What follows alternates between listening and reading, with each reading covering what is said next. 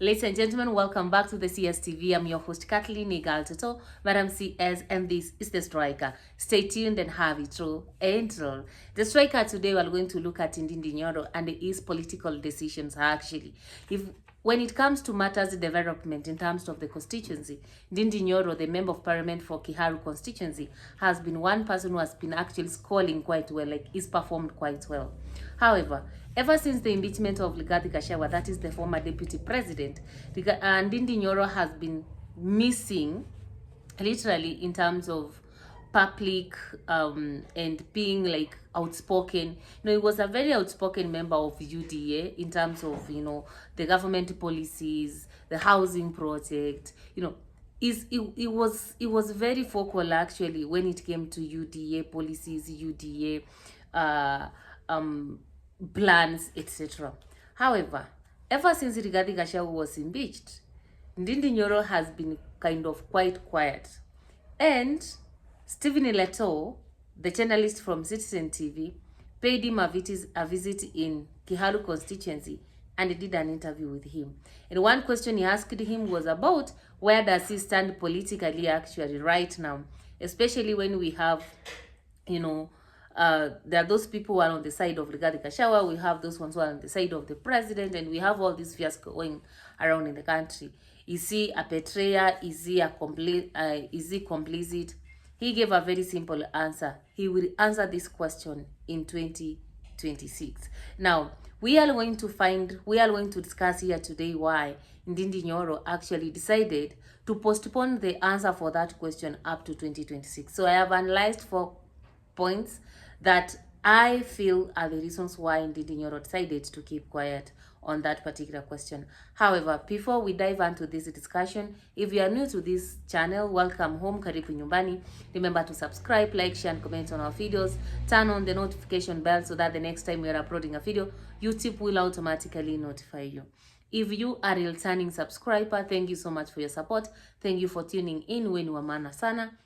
Kindly remember to like, share, and comment on our videos. And without further ado, ladies and gentlemen, allow me to dive in.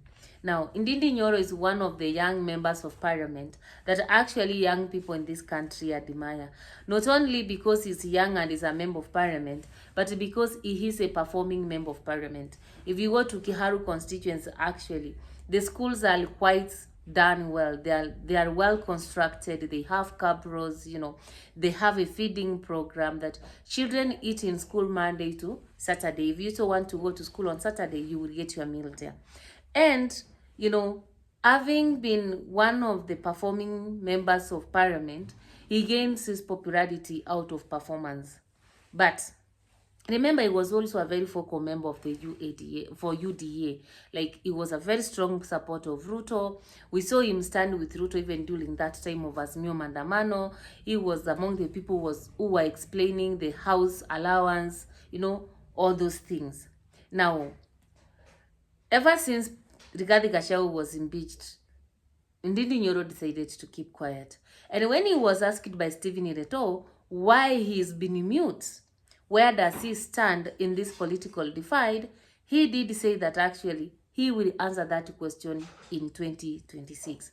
And from where I stand, these are the reasons actually why I feel Ndindi Nyoro actually did not want to answer that question. Number one, Ndindi Nyoro fears to declare his political stand because he fears for his position at the National Assembly. At the National Assembly, Ndindi Nyoro is the chairperson of the budgeting committee, and therefore this one gives him a lot of opportunities and resources. And remember, every member of parliament has to go to him in terms of constituency development funds, and I'm meant to understand it is courtesy of that particular position that he's been able to do a lot for the people of Kiharu constituency. And therefore Ndindi Nyoro fears that the moment, for example, he will say, I am supporting Rigathi Gachagua, then that position will be taken away. Ruto will not actually forgive him because, number one, he already did not participate in the voting process of Rigathi Gachagua. He did not participate, and he did also not participate in the finance bill voting. So the moment he makes a mistake and says he's supporting Rigathi Gachagua now, like openly, like if Apali says, me, I'm supporting Rigathi Gachagua, I'm sure the next thing that will happen is that position at the National Assembly will be taken away. So that's one thing that is fearing. And he will start facing a lot of kupiwa fita, because then he may even be forced to move out of UDA. And that means he has to go through another by-election maybe. And we don't have IEPC. So it means that he may even have to wait until 2027 for a by-election to take place, maybe early 2027. And then he will only have to serve like maybe 6 months. And then we go into another election. So I think he's avoiding such a situation. Number 2, Ndindi Nyoro is reading the trends in the ground. And why I'm saying this is because right now, the mountain actually, the person who seems to be somewhat popular is Rigathi Gachagua. And the mountain does not have that serious person like, this is the person who would run for presidency or who can be a deputy president come 2027. So literally, it will be very difficult for Ndindi Nyoro to say, today, for example, I'm supporting Rigathi Gachagua, who actually has not been cleared by the judiciary whether actually can run for any position again in this country, political position or not. So from where I stand, Ndindi Nyoro is trying to look like, right now, as far as Mount Kenya politics is concerned, he may yes actually say that he will be maybe Babu Owino's running mate. But Babu Owino is coming from Luo Nyanza. So he needs the support of the people on the ground, and he needs actually to know who is this leader in the ground. And if there's no leader, how am I going to prepare myself towards this? So the truth of the matter is, reading on the ground as far as Mount Kenya region right now is concerned, the politics is quite confusing. It's so complex and it's so fragile. And therefore, you cannot wait maybe and say, I'm supporting maybe Rigathi Gachagua or I'm supporting Ruto. Because if he says he's supporting Ruto, then again, he becomes an enemy of the mountain. You understand? And despite the performance he has done, the fact that Ruto is losing popularity in the mountain, anybody who's aligning himself with Ruto is likely to face a backlash. Remember in 2022, all the people who were aligning with Uhuru Muigai Kenyatta and Raila in the mountain ended up going home. UDA came and swept everybody along, and anybody who was UDA was able to go to the government. And in 2027, it's likely to be the opposite. Even if you are UDA, you are not likely to be re-elected. Number 3, I feel that Ndindi Nyoro feels like it is too early actually to decide your political stand in this country. Why? In politics, anything changes within a minute. Like in politics, even 1 week is a very, very long period. Today we will have Uhuru and Raila as friends. Tomorrow you will hear they are no longer friends. Today we will have maybe Rigathi and Ruto as enemies, and then 1 week later you hear that they have unshook and they are friends and they are calling each other brother. So Ndindi Nyoro actually learned his lesson in 2018. That time when he was really advocating for the Jubilee government.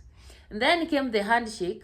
Raila came into the government through the handshake that we had in 2018. And the first casualty for that particular handshake was Ndindi Nyoro. I remember there's a time actually he was unable to move out of Citizen TV station because the police officers were waiting him outside. It took the likes of Alice Wahome actually to come in and stand in solidarity with him. So, I've learned that lesson. They say once bitten, twice shy. And I think Ndindi Nyoro is implementing that say to the rather. He does not want to come out here and say, for me, I'm supporting Rigathi Gachagua or I'm supporting Ruto. Because these people may change. In politics, anything changes. Today, Rigathi Gachagua was very popular in the mountain. By the time we are in 2027, maybe somebody else popular would have come up and taken the wave. If you want to confirm this, few months ago, Morara Kebaso was the talk of the internet, etc. Akina Samuel Makaole were the talk of the internet and everywhere. They were all over the internet, they were all over the media. But today, who even remembers actually that even Morara was doing the Vampire Diaries? Who remembers Samuel Makahore? Literally, in politics, fame, popularity is very short-lived actually. And I think Ndindi Nyoro knows this, and therefore he doesn't want to align himself with anybody. All start kind of early campaigns because he knows come 2027, if you start it right now, by 2027 you could have been actually out of the picture, or somebody else could have come up with a different slogan, strategy slogan and strategy, and he would do what? He will just defeat you, or he will sweep you along.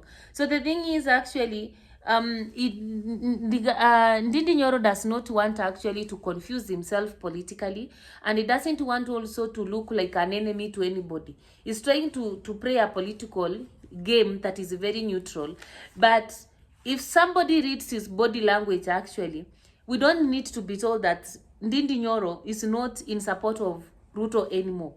You see, the body language, even by the fact that it did not participate in the finance bill voting, it did not participate in the impeachment of Rigathi Gachagua, he's not spoken actually much about what has happened lately in the country. Tells you a lot that this guy is super fed up. And as I did in another video, I did a previous video, I told you here that Ndindi Nyoro had spoken his mind in 2018, and if you go to that speech he spoke after Uhuru and Raila shook hands, it directly actually fits the current situation in Kenya, and he doesn't need to speak anymore anyway, but he also needs to, you know, to remain kind of politically safe, because he has a career, he has also a family to feed, he has a career, and he also wants to see what is happening anyway. So those are my opinions. I don't know your opinions. Let me get them in the comment section below. But I'm asking you a question. Do you support the fact that Ndindi Nyoro decided to keep quiet up to 2026 for him to tell us about his political direction? Do you think it is cowardice or it is wisdom in terms of politics? See you next time. Let me get your opinions. And yeah, bye-bye.